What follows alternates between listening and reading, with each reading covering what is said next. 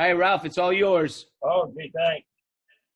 Okay, so like I said, this is just a little piece of, I think white ebony, some type of ebony that I got from Montgomery Garden over off Old Cutler. And what Rudy was saying is you want a piece of wood where the pith is off center. Now, it's kind of hard to see. I marked what looks like the actual dead center pith with a little pencil mark. Let me turn it over to the other end. I don't know if you can see that better. See that little dot there, that dark dot, two of them, but the round one is the center of the pith. And you don't want that running down the center of your piece. Otherwise, it'll have a tendency to be weak and break. So I'm going to go ahead and mount this up between centers and get a tenon on one end so I can find the chuck.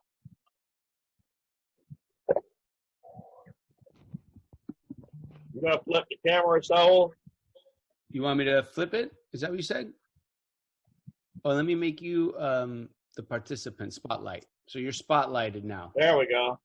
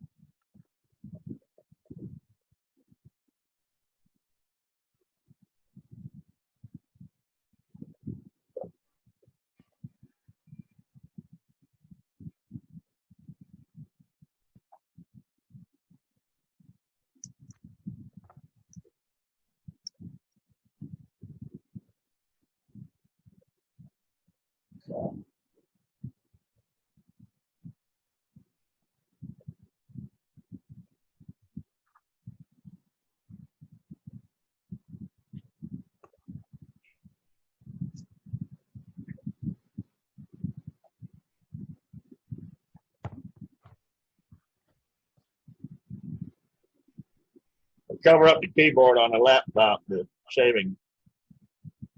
Get in there. So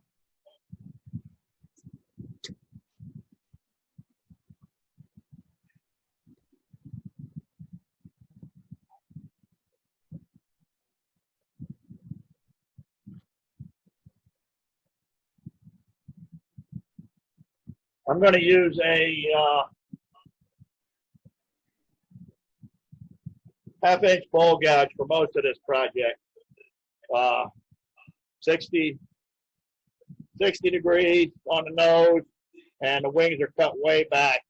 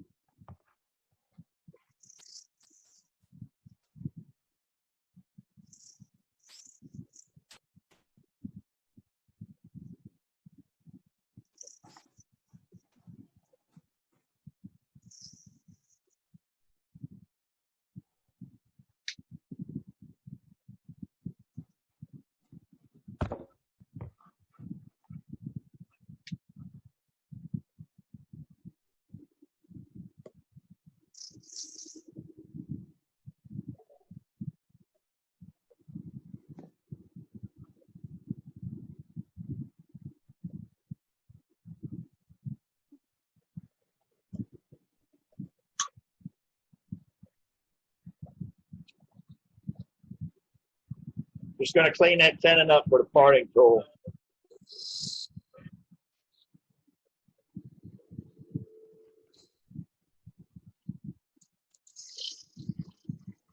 I'm going to shorten it up, make sure it doesn't hit the bottom of the jaw.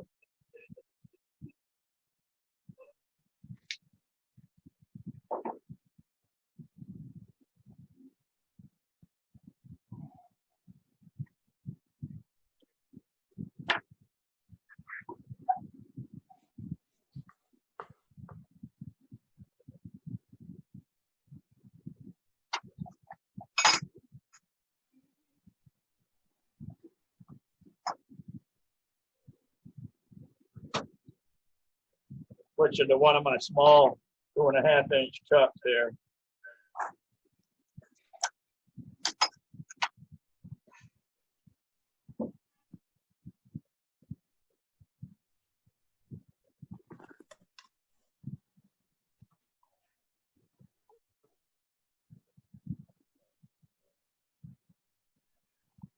Make sure that when you put that in, you want to make sure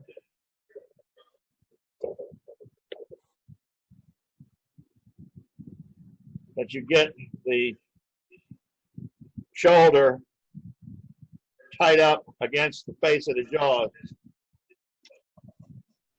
So I like to put it in, give it a little turn and push against it before I tighten it up. Then I get a little snug. And then bring my tailstock up.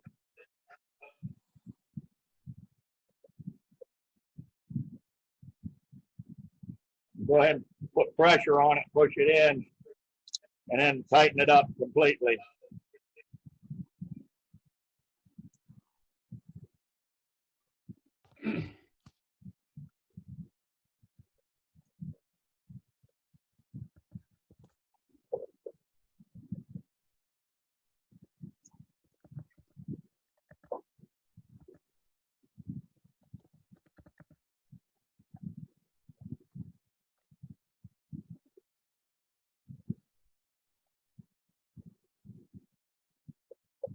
Now,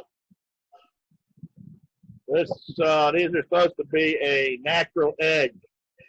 So what I'm going to do is I'm going to take a couple of cuts on the face here, not touching this outer rim. I'm going to switch to a smaller gouge. This is a very small for wood, only about 1.5 inches in diameter.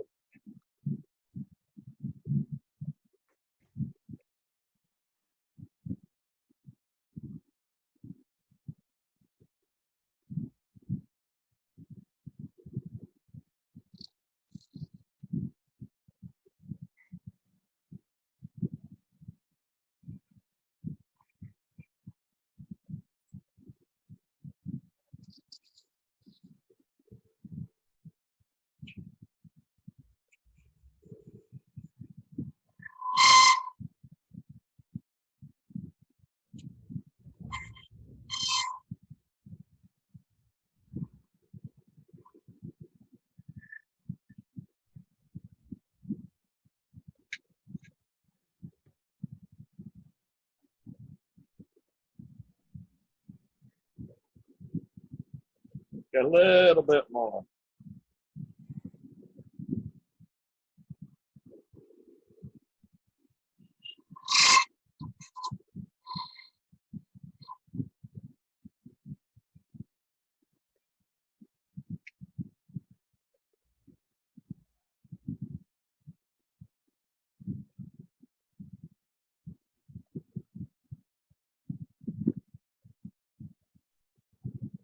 All right, I'm going to do a little bit of forming here on the outside of the cup.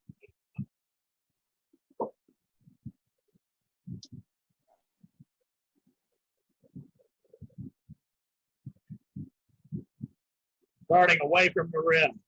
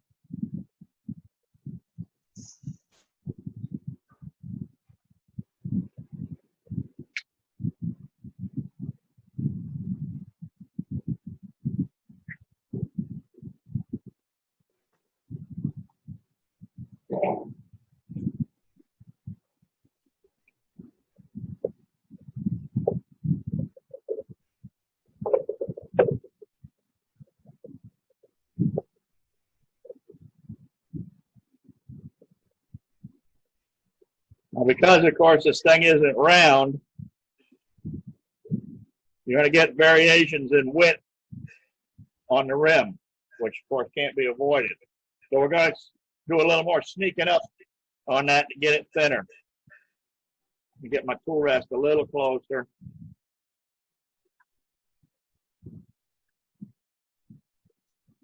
Check my clearance. Make sure you check your clearance when you move your tool rest.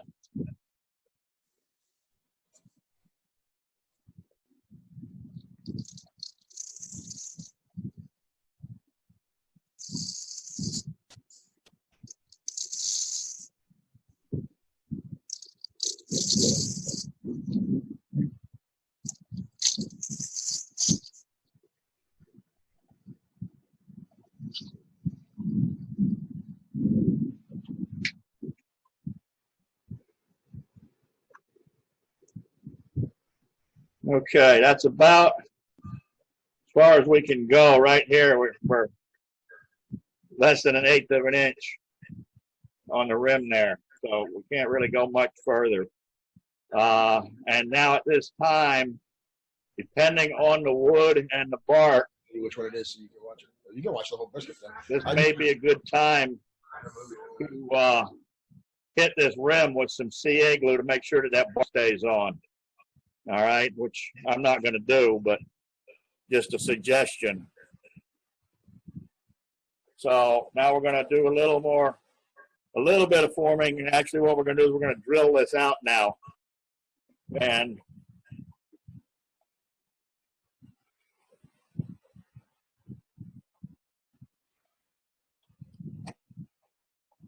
I'm going to use a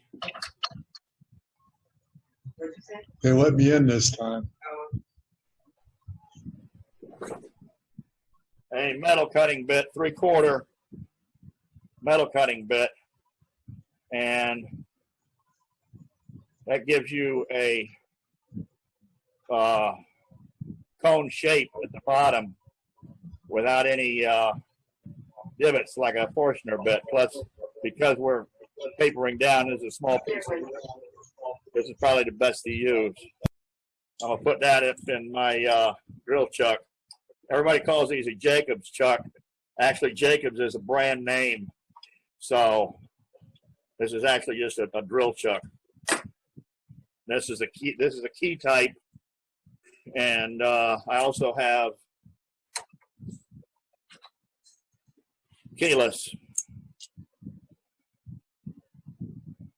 You just tighten by hand. These are the same type of chucks you stick on the end of a battery drill.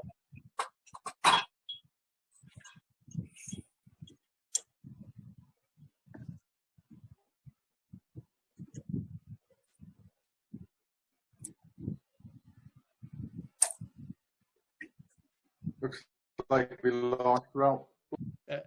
I still see him. Now, when you're drilling, you want to slow your feet down. I'm not sure what the situation is, guys, because, for instance, I still see him.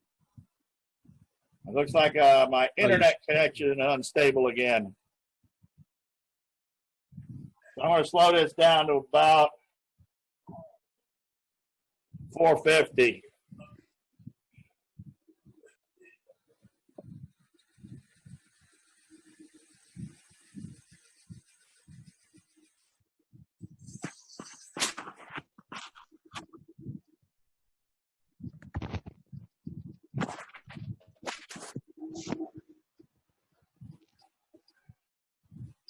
That looks pretty good right there.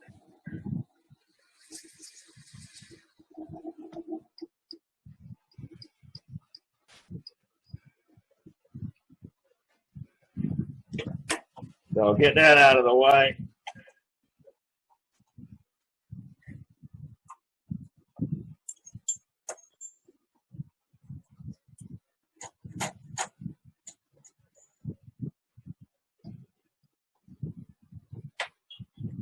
And if you get in the habit of putting your key in the chuck, you won't lose it.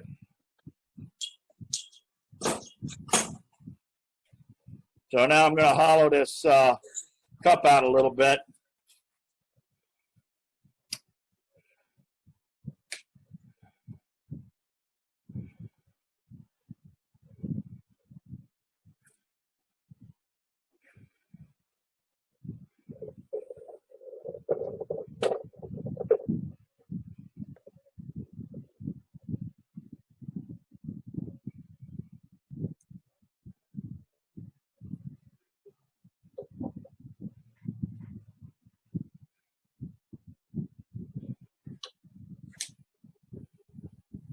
Bring my speed back up. I'm turning this thing at about a little over 1,800.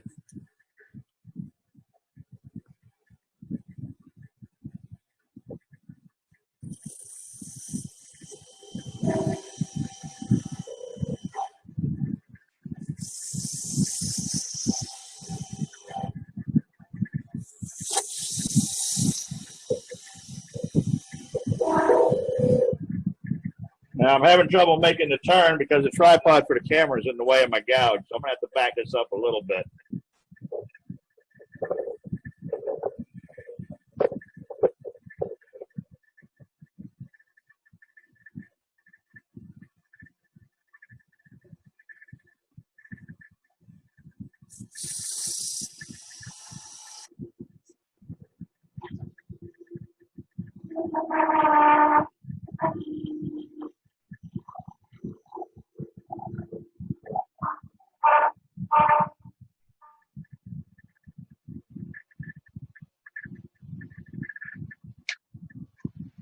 Don't stick your finger in there when it's running.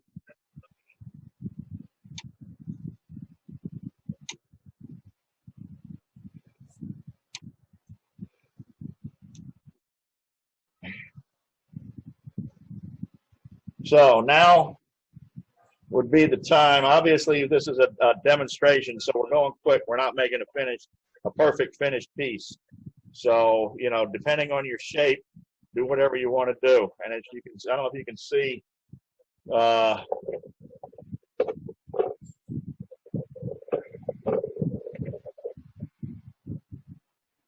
we're getting real close to the bark, so we really can't take a whole lot more. And if you wanted to even this out, you could do it with some hand sanding. Now would be the time to do it.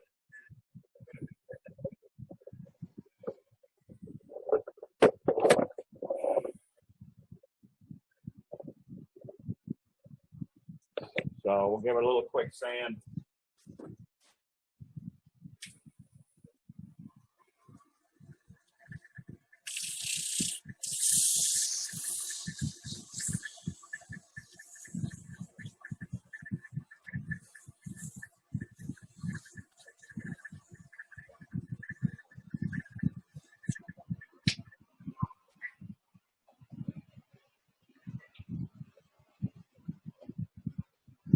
And then what you could do at this time, depending on what kind of finish on there, you could put some finish in there if you wanted.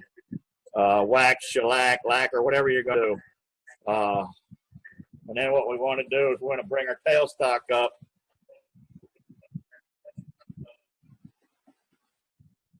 And what I've got here is on my one way, I've taken the point out, which you don't really have to, but these have threads on them. And what I've done is I've locked the threads with the pin that comes with it.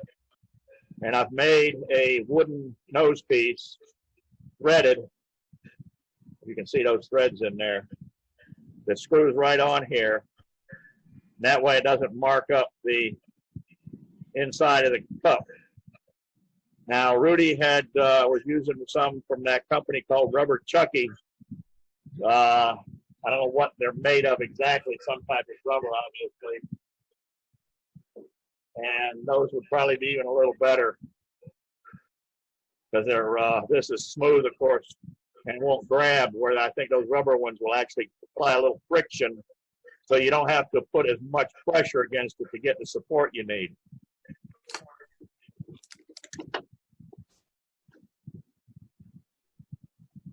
We want to bring this up. I'm going to go ahead and crank it up, and I'm going to advance this in until it just gets enough pressure on it to spin it and give it support.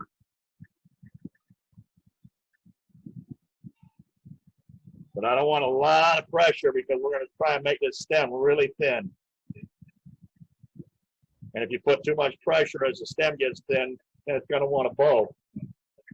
What you can also do, something he mentioned, and this is something I've seen at a different demo on making walking sticks and canes. In this case, what you could actually do is take some of the blue painter's tape and tape this cup to your center.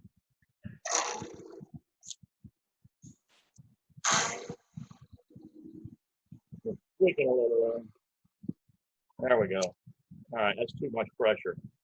But anyway, take that to your center, and then actually pull back on it a little bit.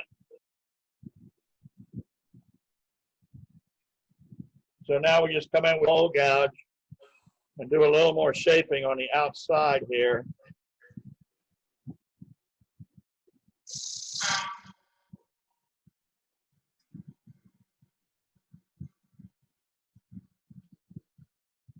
Well, that's about annoying. Let's put some paper towel in there and see if we can stop that. What's actually spinning on there.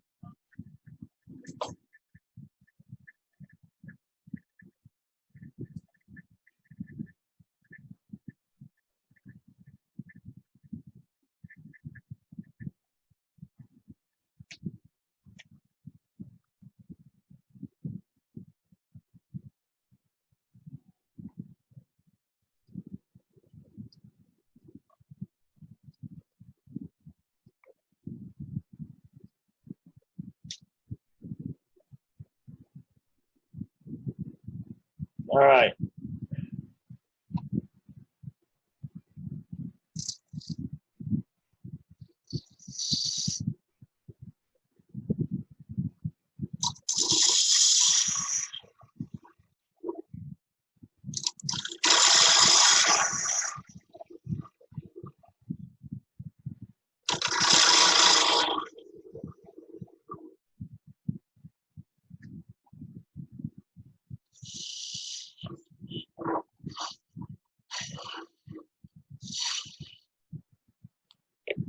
Well, I can get a better view of that.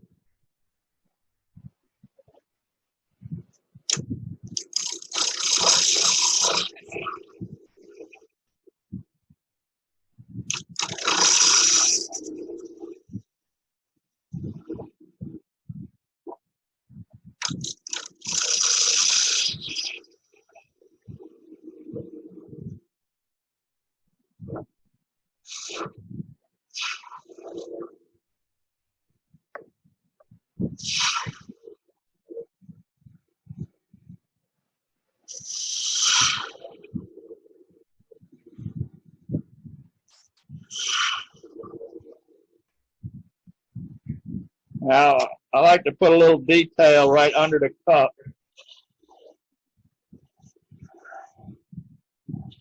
A little bead or a little decoration.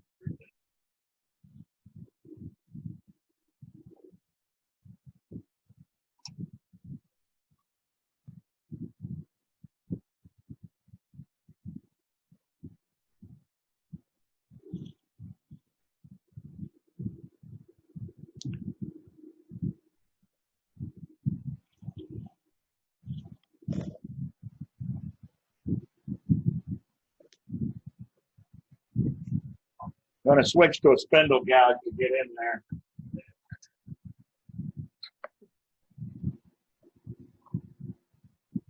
Real pointy one.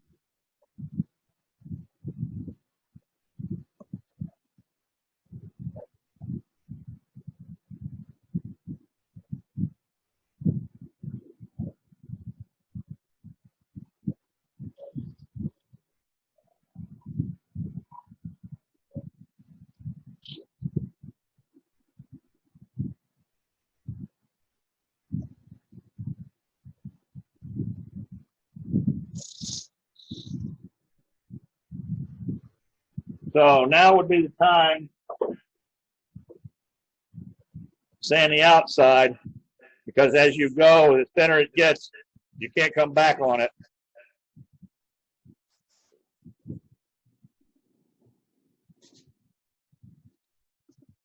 And if you were going to apply a wax finish or a shellac finish, rub finish, now would be the time to do it and just finish it as you go.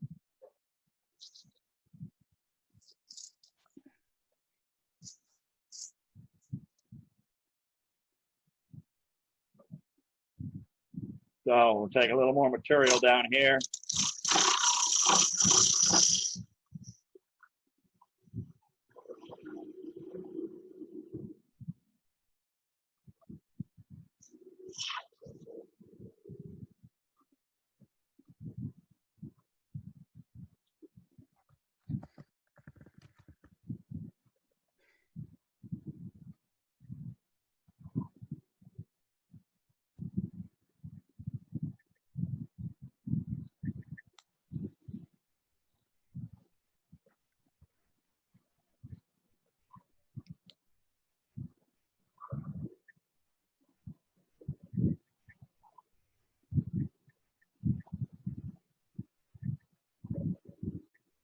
Take your time, nibble away at it. Okay, now as Rudy explained, when you're taking a majority of your material off, you're coming this way, working away from the headstock, taking a hogging cut, so to speak.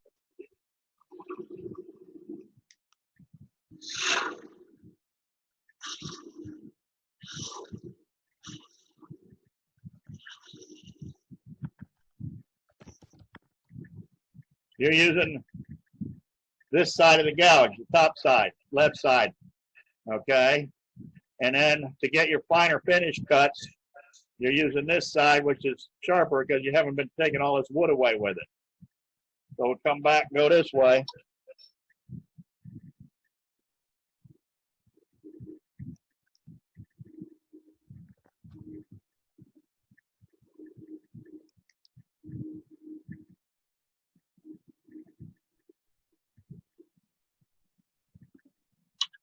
If you're going to sand, just a really light touch.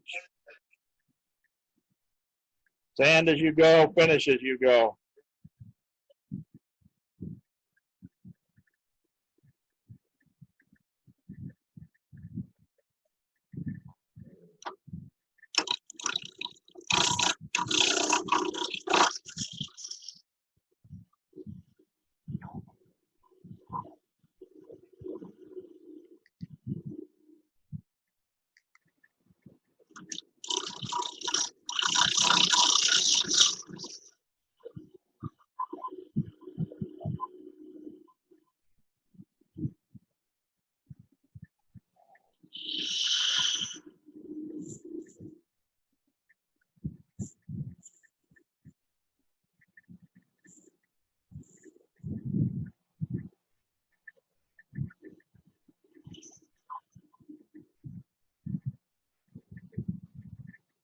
And I actually said that backwards. For doing your roughing cuts, you're using the right side of the gouge, not the left. So I just said it backwards. Thought about it when I was doing that. I don't know if anybody else caught that.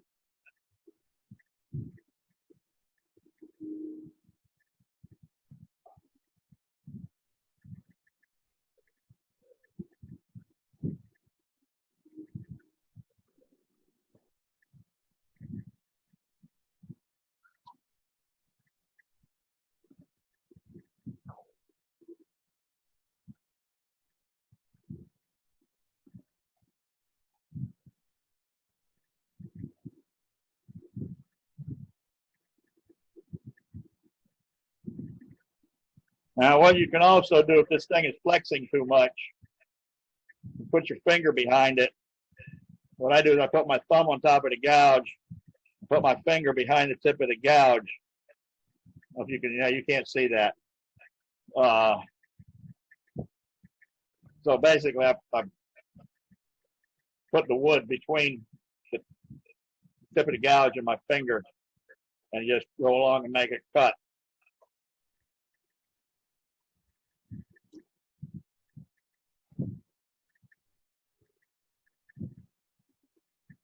Now, there was another thing, and I don't have one because I didn't run out to the store.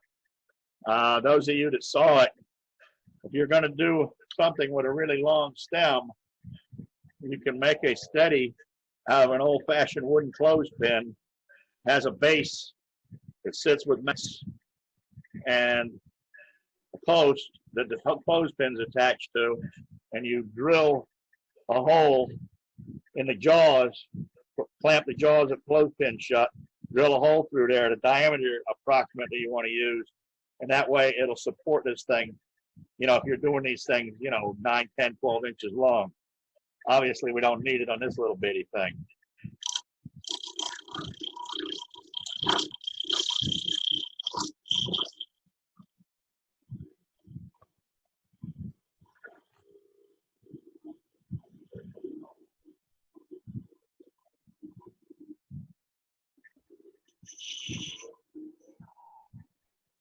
I'm not going to go a lot further with this. So I'm going to form the base. And with my preference, I like to put some type of decoration down at the bottom.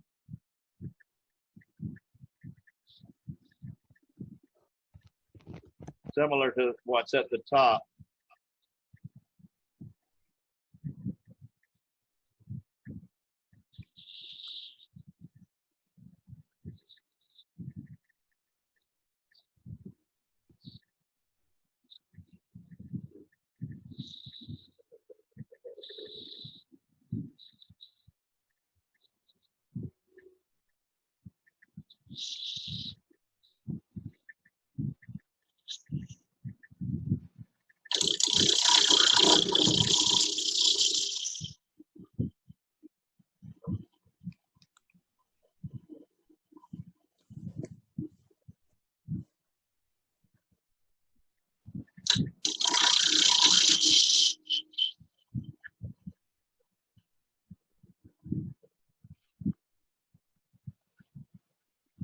Come back with my spindle gouge.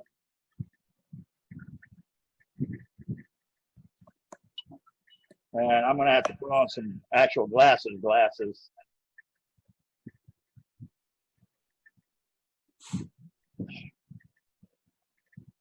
Oh, amazing. Now I can see what the heck I'm doing.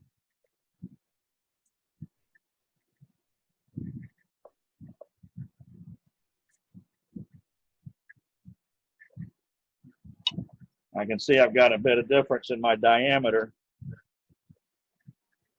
So we'll just take a little bit away at this.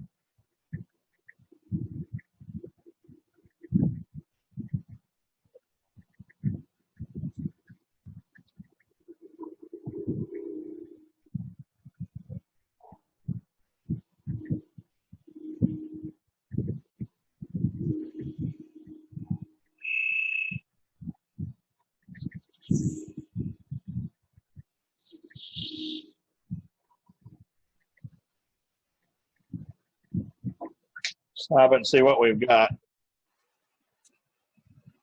Yeah, we're wiggling around pretty good. So now if you use wet wood, as he was explaining, this thing will start moving around. Okay. And as you can see, this gives you a pretty good idea right there, if you can see it.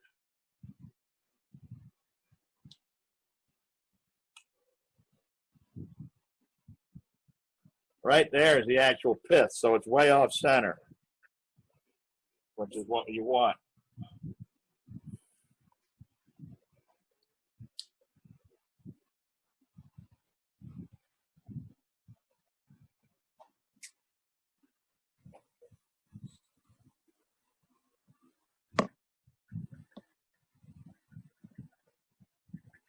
Very light touch with a sandpaper.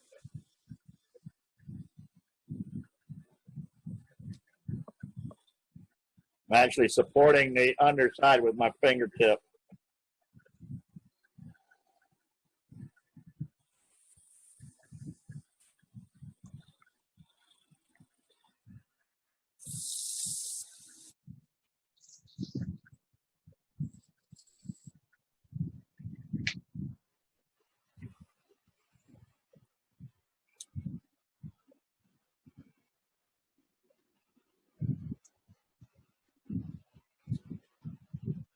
So now what we'll do is we'll go ahead and we'll part this thing off carefully. And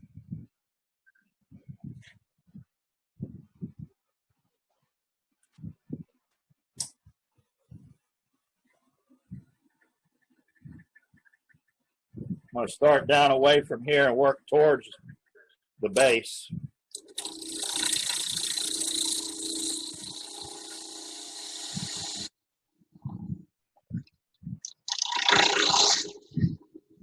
Give yourself room to work. Move some of this waste wood down here.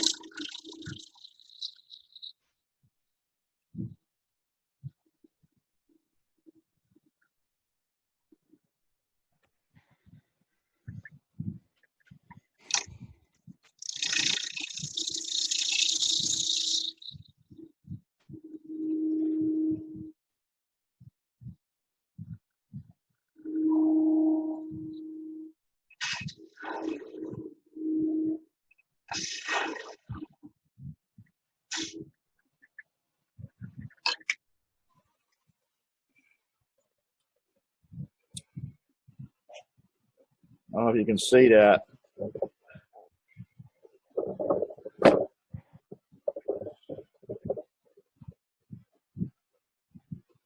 Okay, that's still a little thick on the bottom.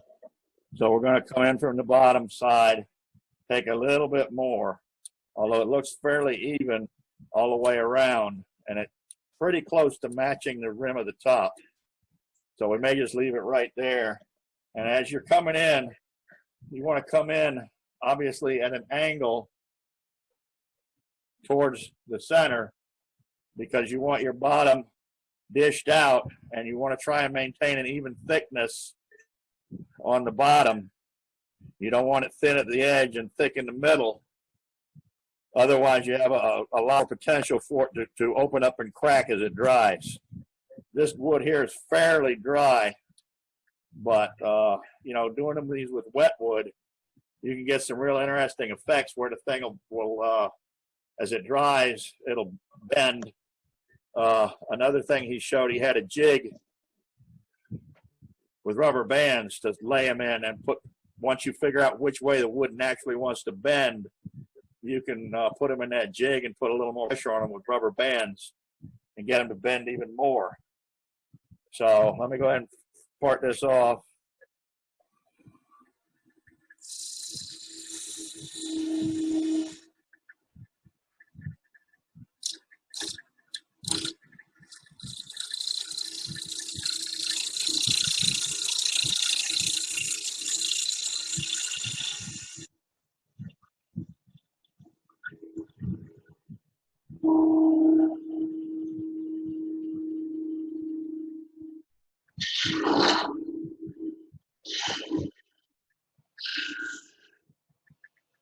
Now I'm going to throw a light in there because I can't see what I'm doing.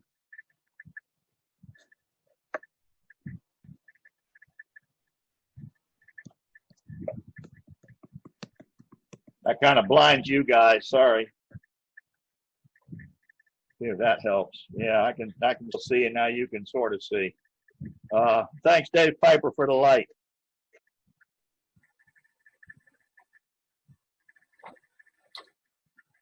I'll take a little more.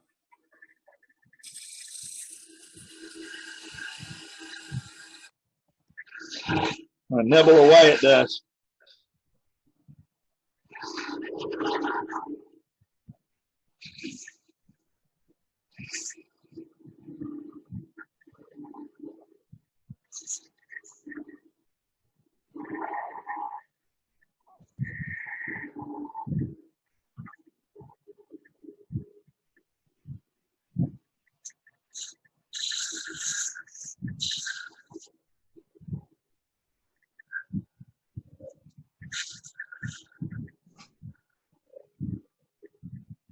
All right. Now I want to back the tailstock up. Because if you part it off with a tailstock, it's just going to disintegrate on you. I'm going to support it because this is, I'm not sure how thin that is. Let me get a caliper and see what we did there.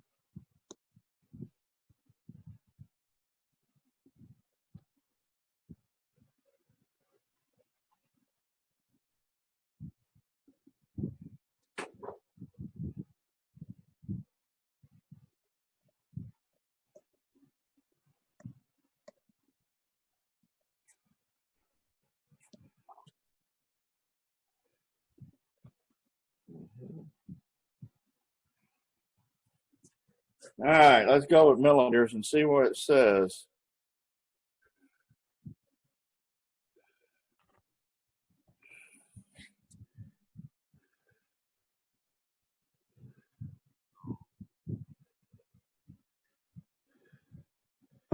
.38 millimeters.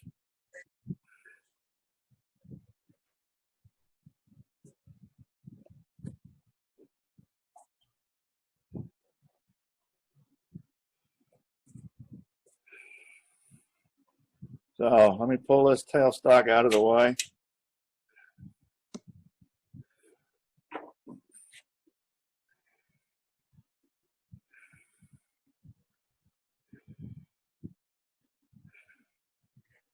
Now I'm going to start this thing slowly.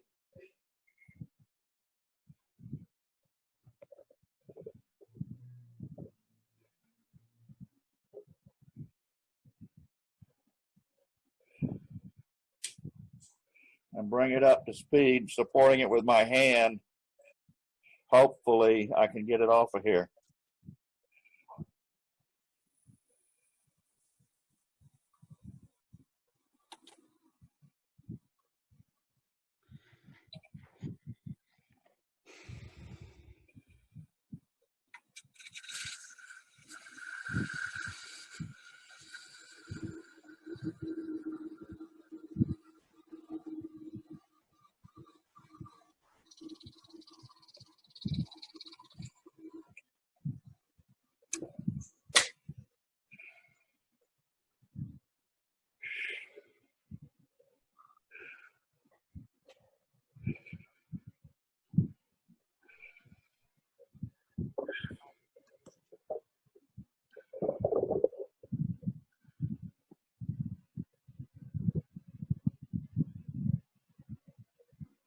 That's it. Whoa. Nice.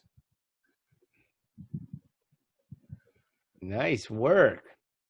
See, it's leaning already.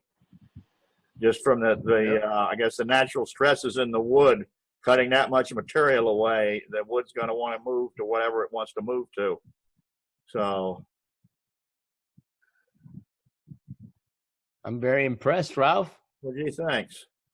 Obviously, you can spend more time and do a bit more refining of your shapes and your wall thickness. This is fairly heavy. You know, depending on the kind of wood and how green it was. You know, what Rudy did is he turned this thing to where it was basically translucent. You know, he showed you doing it with a light. Once you get it thin, you know, put a shine a light into the cup as you're turning it. It's kind of hard to see. You're not going to see any you're not going to see any translucence. on this one because it's too thick, plus the type of wood. But as you're turning, if you shine a light from the end into here, and as you're refining the outside shape, as you go, you'll see that the change of color. As you remove, more wood, it'll get translucent. Once you get a fairly even shade of coloration, you got pretty even wall thickness. Coming through the end grain shows a little differently than coming through the side grain, but you figure that out. So now this has got a little wiggle on the bottom. So what you can do, carefully put this on a sanding block and gently give it a little back and forth until it sits flat. Okay? Because of course the log is not round and it's not going to sit perfectly flat. So you need to do a little handwork on that on the sander. Or you could go over to that big belt sander I got that Dave likes so much.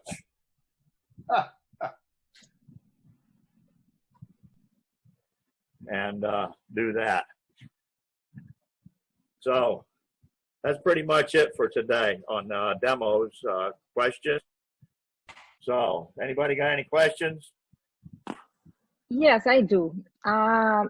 When you were in the beginning, when you're using your tailstock stock to do the first cave and the cup of the gobble, don't you have anything that's longer that it could make the way easier to reach it, to use the tool? I don't know if you understand me. You were breaking up a little bit, Danny. For example, when you were with the beginning of in the beginning, right? The first part that you were doing, you have the tailstock here, and you start carving here. Now doing the first part, and it gets in your way, the tailstock a little bit because it's thicker. It gets a little in your way to go into deeper or have more mobility with your tool. Don't you have anything that prolongs your tail, let's say keep distance, a longer tail stock? You're talking about the live center? Yeah. Yeah, I think what she's trying to say is when you were doing the inside of the goblet from the very beginning, when you, like you said, Ralph, hooked up your live center to it, that you have any type of long slab that could have made that go in so you can get your tool in a little longer, like maybe a thinner live center. But I think you can get them. Cindy Drozda sells them. She has one that has 4 interchangeable points on it, and she actually makes points for the one-way live center that replaces this center point that are extended, and I think they're 3/8 of an inch in diameter that would give you more clearance. Okay. You could also make your own, either out of wood or what I actually wanted to do, and I haven't ordered any, was ordered some of the, what the hell they call it, UHM ultra high molecular polyethylene or something. It's a plastic, fancy plastic that they do a lot of fabricating on, things of jigs and stuff. And you could order some of that and thread it and screw it on there, and you could make a screw on here and a thin long extension to give you a lot more room.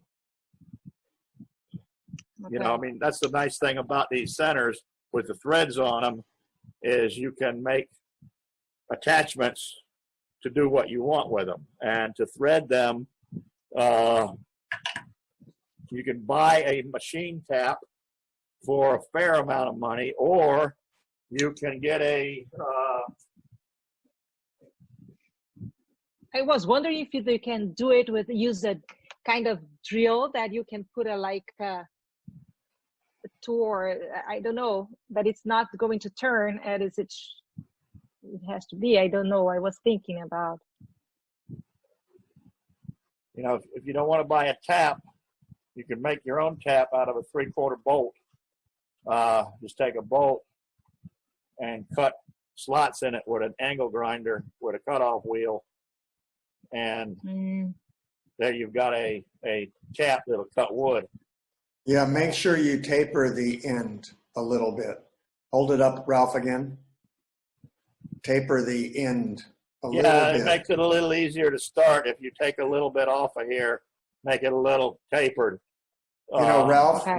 we haven't done that demo in a while. If you want, still got all the material. We can do the demo at some point in time again.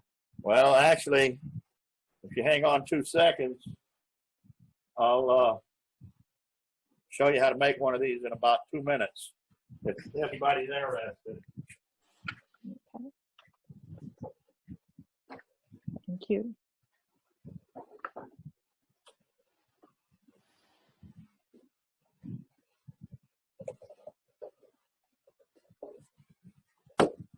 We're going to come over here to the belt sander.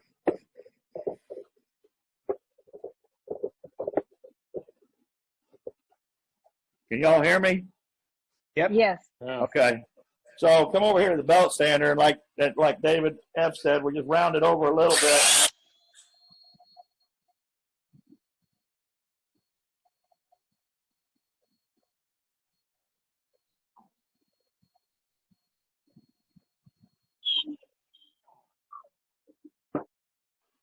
Okay.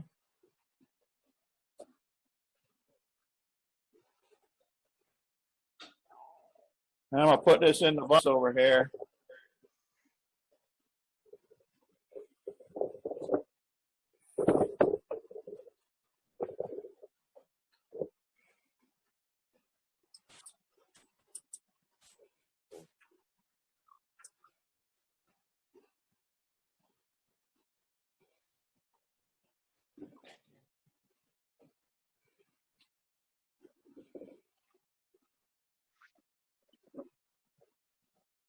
David, by the way, thank you for the translation.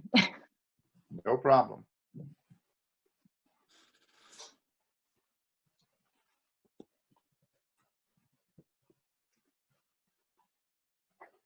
Now we take the angle grinder with a cutoff wheel. You can see that. That's just a 16th inch cutoff wheel on a 4.5 inch angle grinder. Then we go.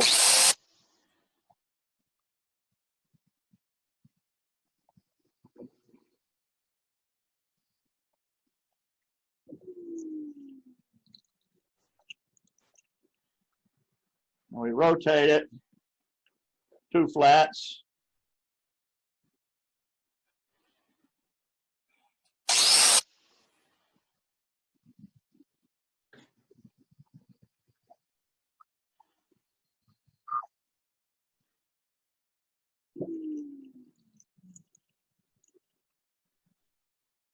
We rotate it 2 more flats.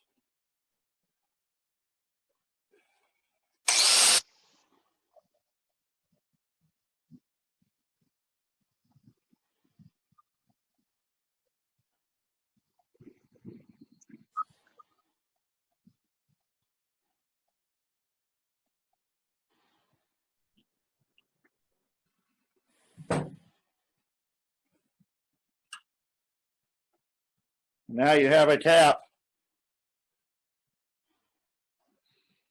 See the groove cut in it there? Mm-hmm. There. And there. You could cut more if you wanted. You could cut one on every flat, so you'd have 6 grooves. And now you have a 3/4 tap to those attachments for your live center.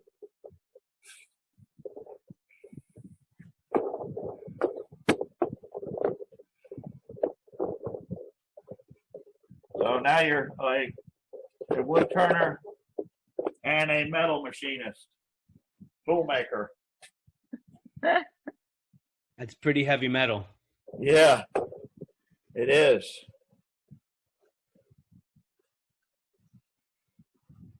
So, more questions?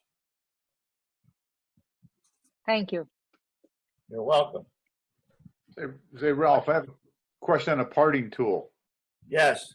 There's a lot of Cindy Droza, especially some of the other demonstrators, said that she uses more a negative rake parting tool to do a lot of her cutoffs and sand off the bottom. How does she make a parting tool into a negative rake?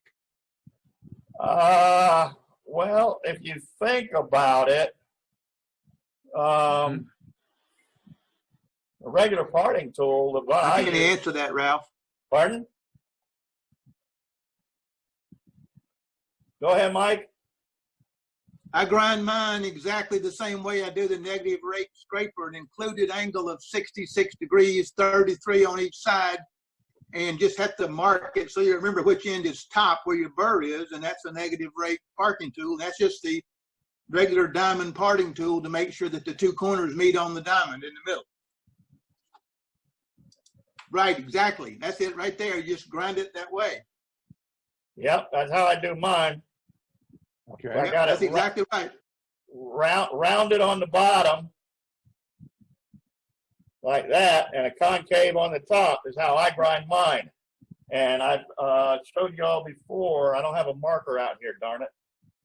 I might. Let me see. Yeah, I do. Some people, what I've seen them do is actually cut back the top half of the tool down to the diamond and remove all this material I'm blacking out right now. Some people actually cut them like that. Okay. But as far as the negative rake, like Mike said, basically this is negative rake. If you grind it in a normal fashion like that, or even if you grind it, you know, flat and flat, it still becomes negative rake. My real small one that I make out of Sawzall blades is basically the same thing. Can you see that point where I've cut so I've got the blade with this angle here, and then I put a small bevel on the bottom. Okay, same idea. And my factory bought, I didn't do that. I just use it as it came from the factory like that. It looked to me like Cindy had hers. She had one of this like this, and it looked like she had it ground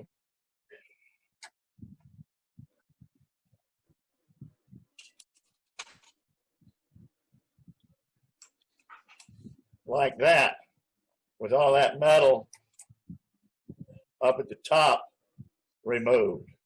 Okay, which allows you to get in to a tight space like the bottom of one of these.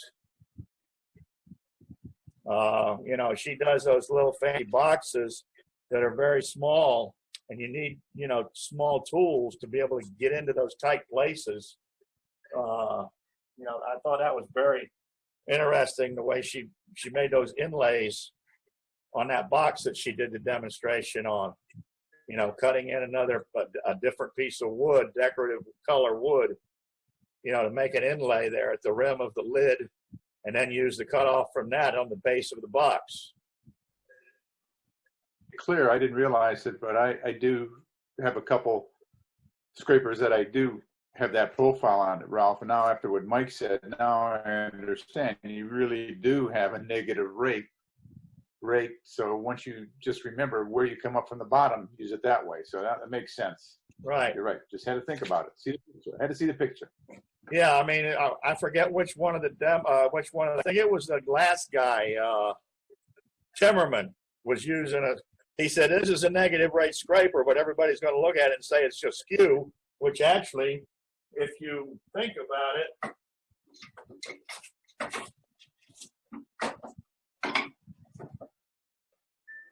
I mean, so you take your skew, and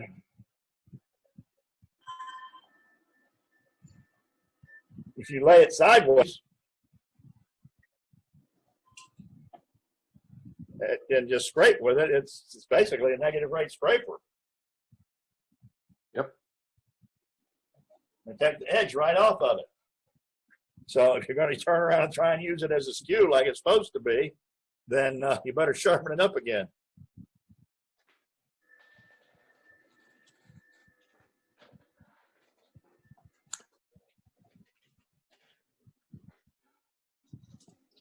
So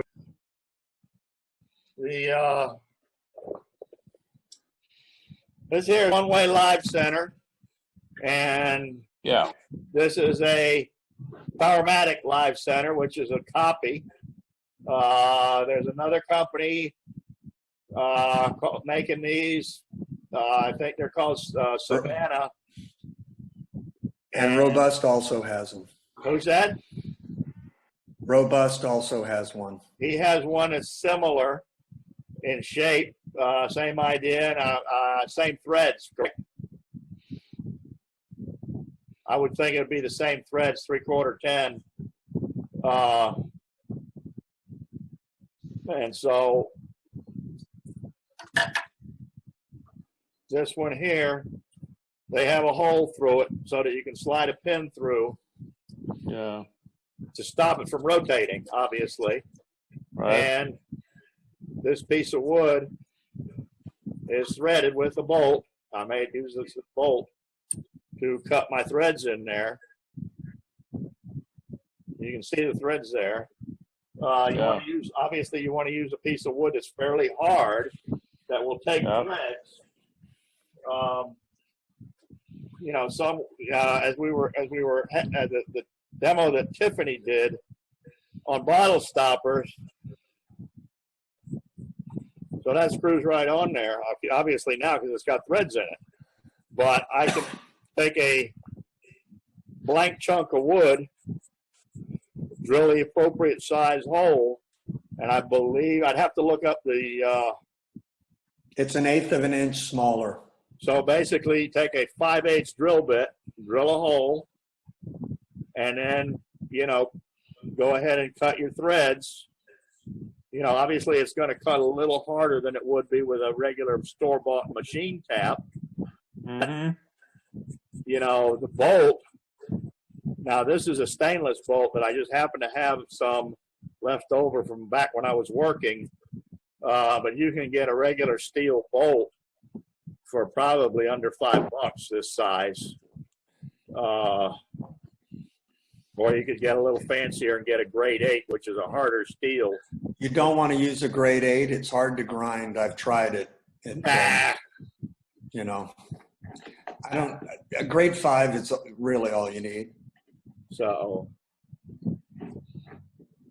okay. And then once you get your threads in there to make your different pieces, what I do is I go ahead and I screw my blank on here. So this is a square chunk of wood or a round chunk, whatever you got. You know, you can make it out of scraps.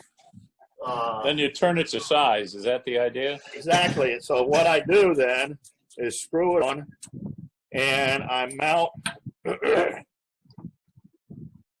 my live center in the headstock, of course. Okay, so it's turning. And obviously what you have to do is lock the live center. Otherwise, you won't be able to turn it. So what you got to do is get a nail, works good. Find a nail that's very, very close in size to the hole. This pin is a little bit loose because you get some wiggle in there. Okay, so if you get a nail that's really close to this size diameter, or a pin of steel, anything, brass, you know, whatever you got, and put it in there, and of course, bend it over on each side so that it doesn't come flying out. And then you can turn this in your headstock, and whatever shape, you know, accessory that you want.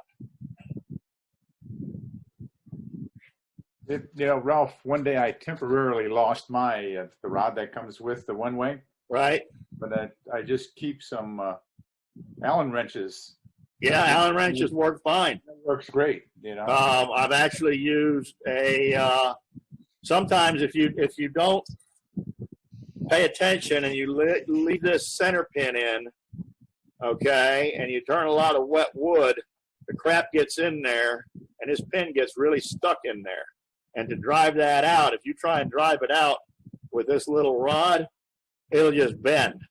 So what I've actually done is I've taken a 3/16 by 6 masonry drill bit and, worn out one that I don't care about, and just slip that in there and give it a good whack, and it'll knock that pin out because it's got some meat to it.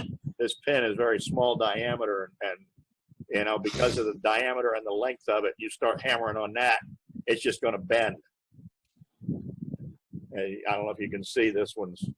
I've straightened this out a few times, but if I roll it, you'll see it's not perfectly straight like it came from the factory.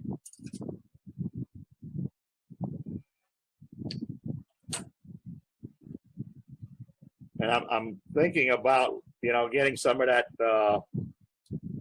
that plastic material. There's different types of plastic. You go online and look up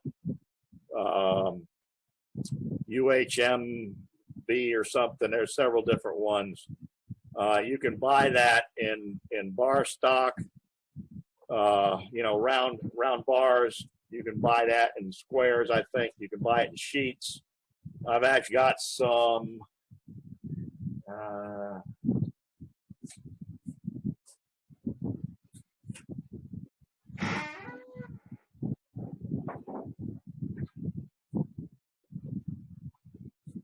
I've got some plastic here. It goes by the brand name of Starboard.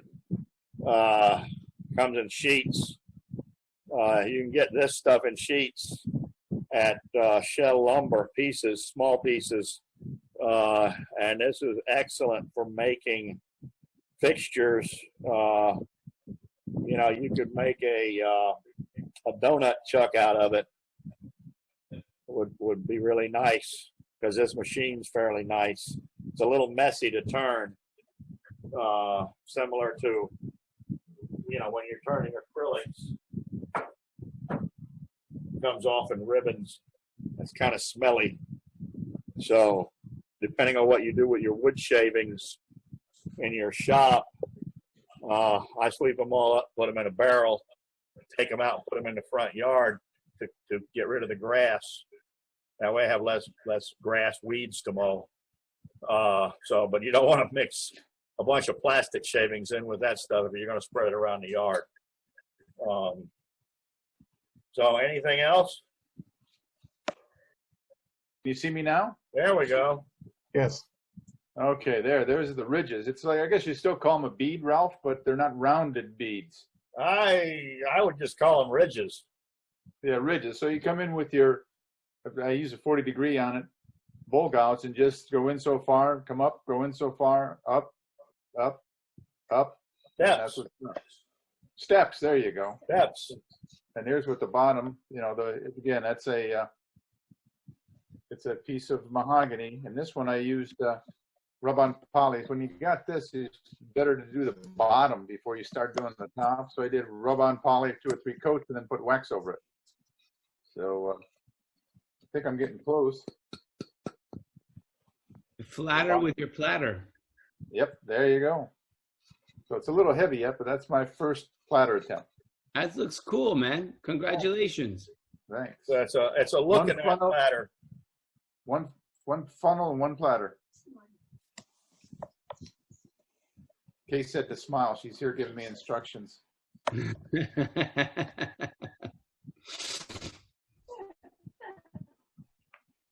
Behind every good man, right?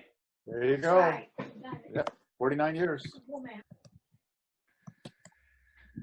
All right. Does anybody else have anything for show and tell?